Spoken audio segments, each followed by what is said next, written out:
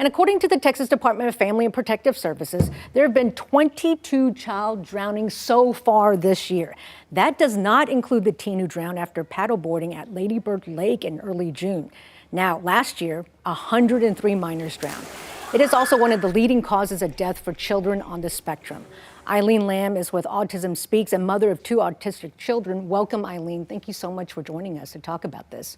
Thank you for having me. No, absolutely, Eileen. So why are autistic children nearly 40 times more likely to die from drowning than other children?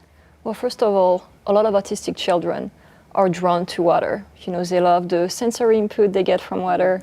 It's fun, but they have no sense of danger a lot of the time. You know, autism is a spectrum, and that's why it's so important that we take preventive measures to make sure. I want to point out that you are a mother of 2 children on the spectrum.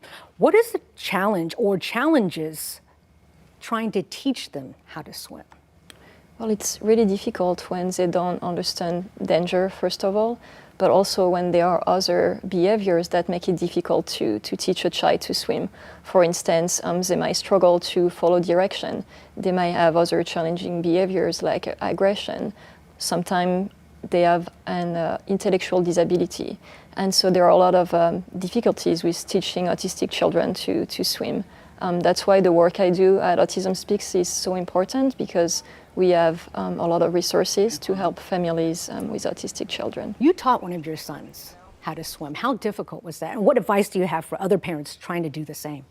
I can't take credit for it alone, but there are some inclusive swim lessons that, you know, parents can put their child in, and it's really difficult to find one that's, you know, good for your child, because again, it's a spectrum, and what works for one child on the autism spectrum might not work for the other one, right? If you go on the Autism Speaks website, we have a tool where you can look for inclusive lessons in your zip code, so that can be really helpful if you're That's a good resource. All right, let's talk about water safety and children. What should all parents know? We just gave that startling statistic, 22 children so far this year have drowned. What do we all need to know? I mean, first of all, we need to be aware that this is something very real and very scary, and that autistic children are going to be drawn to bodies of water. So take precautions. I mean, like locks on the doors, like better to have like two locks on the door than none, you know.